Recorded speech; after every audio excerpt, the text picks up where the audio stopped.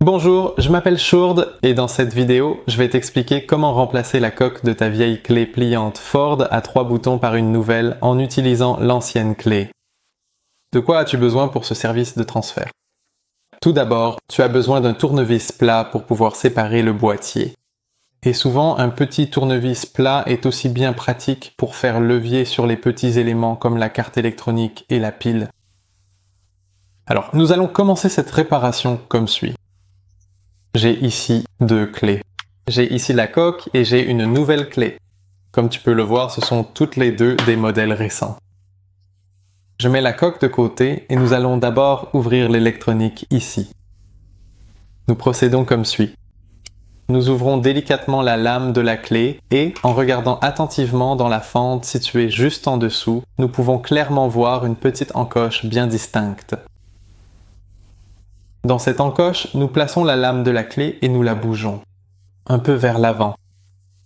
Ce qui se passe maintenant, c'est que les deux moitiés de la clé, la commande d'axe et la tête de clé, se séparent l'une de l'autre. Eh bien, nous pouvons d'abord ouvrir la commande d'axe, bien sûr. Et nous faisons cela comme suit. Je vais à nouveau prendre un tournevis plat. Et je le place dans l'encoche de la commande d'axe.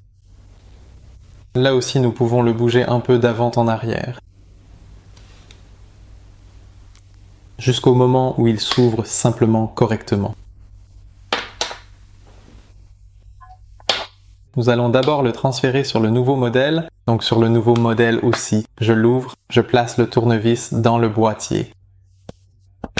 Voilà, les deux moitiés se séparent. Et ici aussi, grâce à l'ouverture présente ici, l'encoche, les deux moitiés peuvent être séparées. La première chose que l'on remarque, c'est que le support de la pile est parfois livré séparément dans la clé. Celui-ci doit bien sûr, tout comme sur le modèle existant, être d'abord placé dans le support. Nous faisons cela comme suit. Le support qui vient contre la carte électronique va être fixé dans le boîtier. Et l'autre côté viendra ensuite contre la pile. Ensuite, nous appuyons bien dessus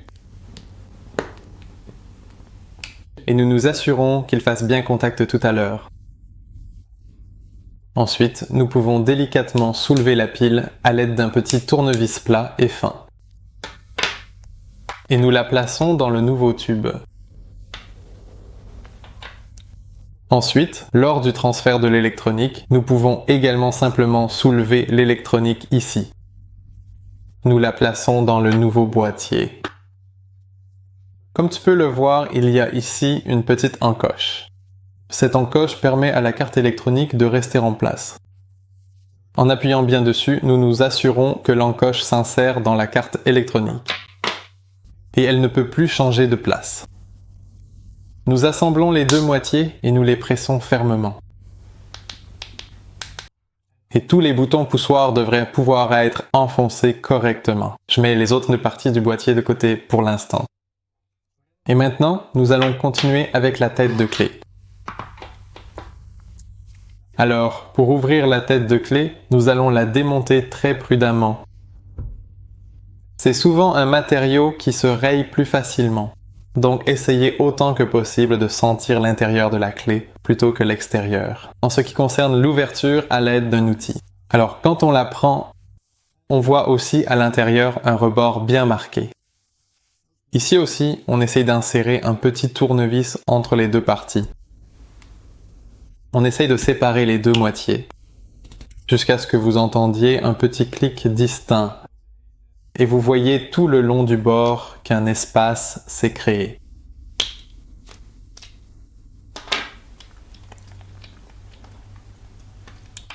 Voilà. Ce que nous avons maintenant, c'est que d'un côté, on voit le panneton de la clé. De l'autre côté, et c'est souvent négligé, nous avons ici un transpondeur, un petit bloc gris. Celui-ci est crucial lors du transfert, car sans ce bloc, la voiture ne pourra pas démarrer. Pour cela, nous prenons un petit tournevis plat. J'essaie de le placer entre le bord du plastique et le transpondeur. Et pendant le processus, vous essayez petit à petit de le soulever légèrement. Je vais maintenant le prendre de l'autre côté, jusqu'au moment où il sort proprement. Eh bien, maintenant que nous avons soigneusement ouvert cela, je prendrai aussi, bien sûr, un tout nouveau boîtier pour cette installation. Donc, nous ouvrons aussi celui-ci. Ensuite, nous cherchons à nouveau la ligne de rupture et nous plaçons le tournevis dans cette ligne de rupture. Ensuite, nous pouvons donc commencer à l'ouvrir un peu ici.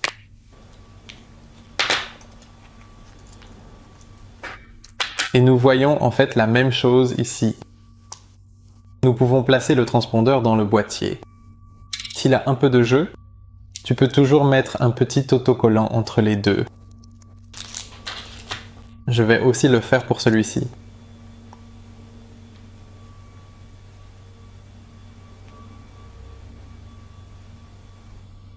Voilà. Avec un petit autocollant entre les deux, j'évite qu'il puisse bouger de sa place et il est un peu mieux fixé. Et bien de toute façon, il a bien sûr un côté qui est taillé et l'autre qui ne l'est pas. Vérifiez si la forme correspond. Si c'est le cas, vous pourriez voir si vous pouvez placer la partie originale de la clé, y compris le mécanisme pliant, dans une nouvelle clé. Si cela ne fonctionne pas, il y a deux choses que vous pouvez faire. Premièrement, très simple, faire tailler la nouvelle clé par un serrurier. Mais bien sûr, il y a toujours des frais de taillage associés. Et la deuxième possibilité, vous voyez ici une petite goupille entre le mécanisme pliant et la tige de la clé. Maintenant, une fois cette goupille retirée, la tige de la clé peut être enlevée. Et elle peut ensuite être remplacée par la nouvelle. Mais une fois que cette goupille est remise en place, tout est à nouveau sécurisé et elle ne peut plus sortir.